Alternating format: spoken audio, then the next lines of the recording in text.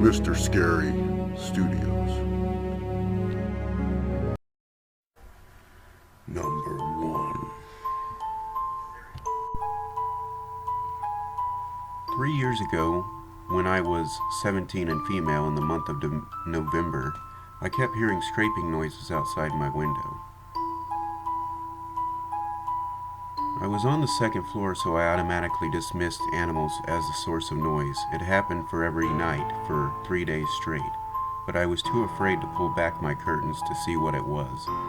But the fourth night, I was absolutely sick of it, so I went in and started it up again around 1 a.m. in the morning. I peeked outside my window.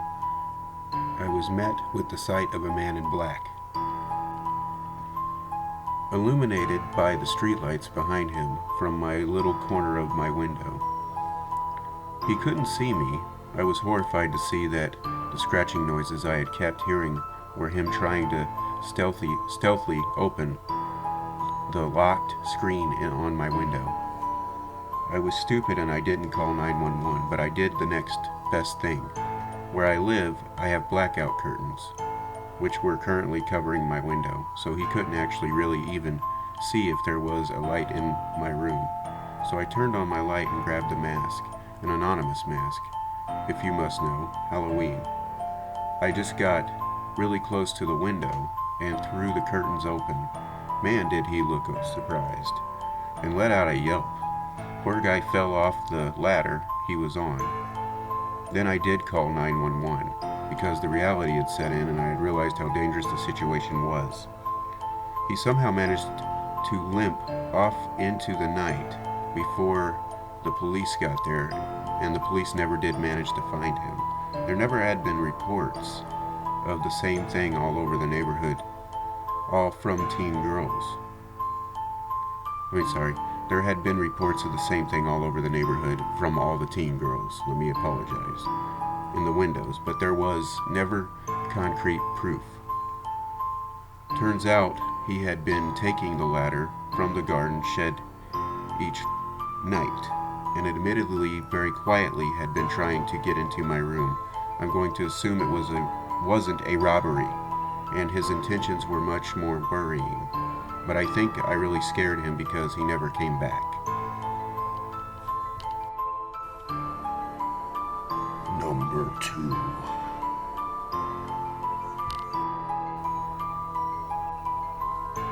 My dad told me this short story today, and I thought it would be worth sharing. While it's not as good as some of the stories on here, I'm pretty sure it's true considering it was witnessed by a number of people. Near where my father used to live as a teenager, there was a telegraph tower in the middle of the woods in Westerham, just outside of London. There was a clearing around a telegraph tower, and one time when he was about 18 and was walking in the woods with his parents, he went over to the clearing but quickly decided to leave, as he says that he felt a horrible sentiment,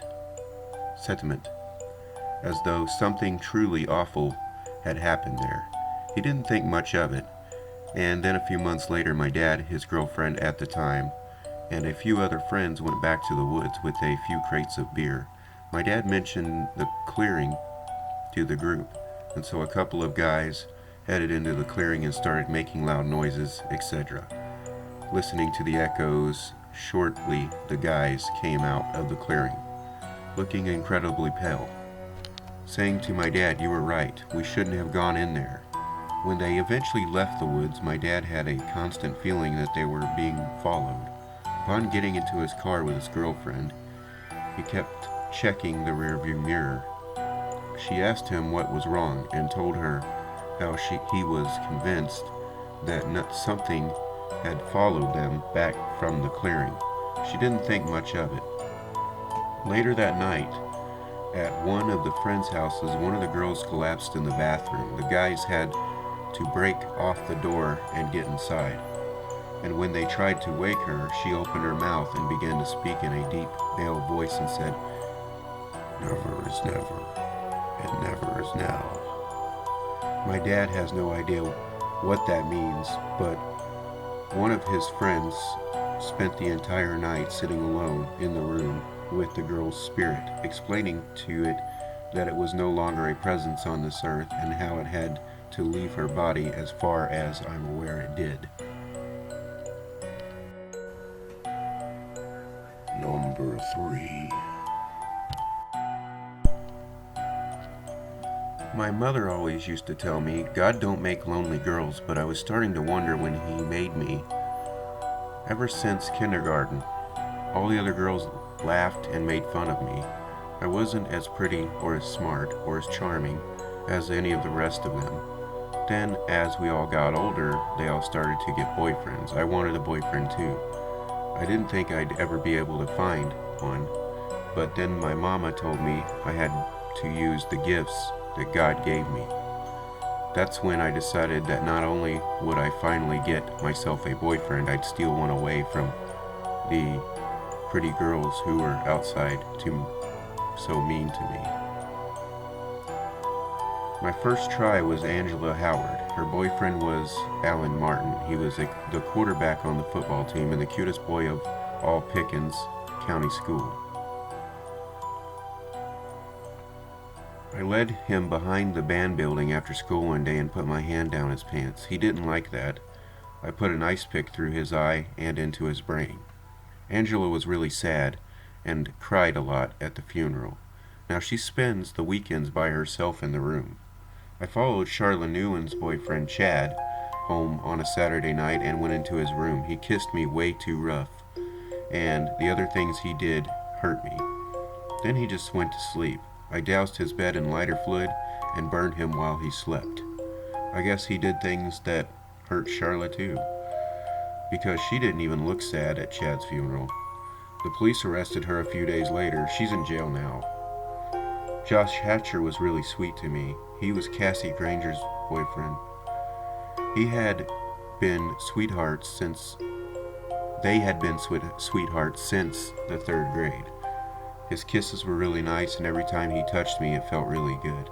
We spent the whole weekend together doing all boyfriend-girlfriend things. Then I found out he made a video and showed it to all the other boys at school. That was not very nice, and it made all the other girls dislike me even more. I cut his brake lines. He died instantly when he missed the red light and his truck got smashed by an 18-wheeler. Cassie Granger was so sad that she quit the softball team. I hear she started taking sleeping pills and tried to take so many that she never woke up, but her daddy found her first. After that, Mama decided I should go to another school. The girls don't like me either there. They call me names like slut and whore. I only had 3 boyfriends at my old school, but I plan on having a lot more here. Maybe Mama was right after all. Maybe God doesn't make lonely girls, but I sure do. Don't forget to subscribe. Thanks for watching.